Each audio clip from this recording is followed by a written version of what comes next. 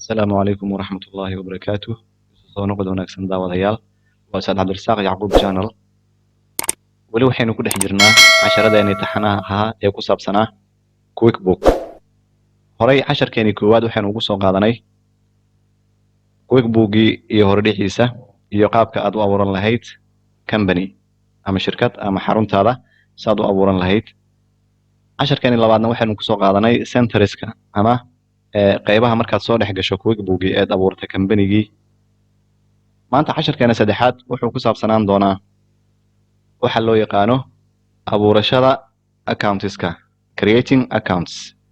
waa maxay account waa meel aad dhigan karto waxyaabo aad u baahan tahay. sida tusaale waxaad u baahatay account receivable inaad abuurato sida aan hadda samayn doono. account receivable waa deymaha aad sugayso, deymaha in kaa maqan accountkoodii inaad samayso, banki inaad samaysato lacagaha aad ku xareysato.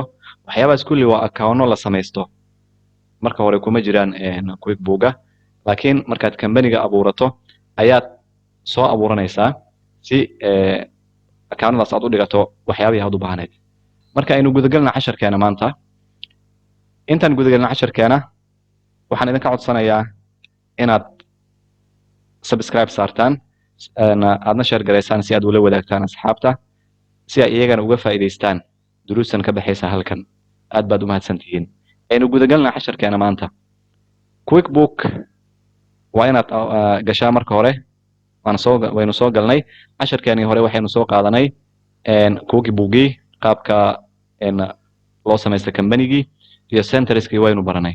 markaad halkan joogto ayaad waxaad furaysaa adigoo jooga qaybta loo yaqaano lists. waa kan dhinacaan kore markaad fiiriso file, edit, view, lists ayaad gelaysaa. lists markaad gasho waxaad ka dooranaysaa chart of accounts. qaybtan ka dooro chart of accounts. waayahay chart of accounts markaad doorato aynu weynaysano xoogaa kan aynu weynaysano chart of accounts. waynu soo galnay. markaad soo gasho qaybtan account waxaad ka dooranaysaa qaybtan account ayaad furaysaa. waxaadna dooranaysaa new ayaynu dooranay. new markaad doorato maxaad samaysanaysaa ayuu ku leeyahay use one account dooro. income miya, expense miya, waxyaabahaas ayuu kuusoo dhigayaa. haddii aadan u baahnayn qaybtan waxaad furaysaa qaybtan select ayaan furnay. inta waxaan ka dooranay account receivable.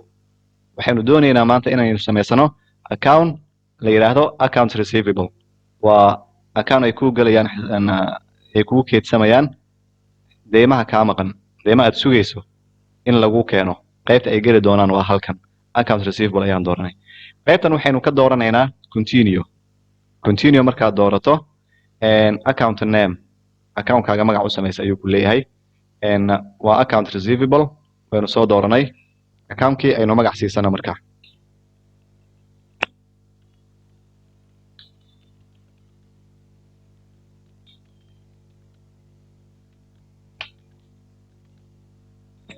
waxaynu dooranay account receivable. save and close. description haddaad rabto waad ku qoran kartaa, laakiin waa optional. waxaynu hore usoo sheegnay waa waxaad isaga tegi karto, waxaan muhiim ahayn.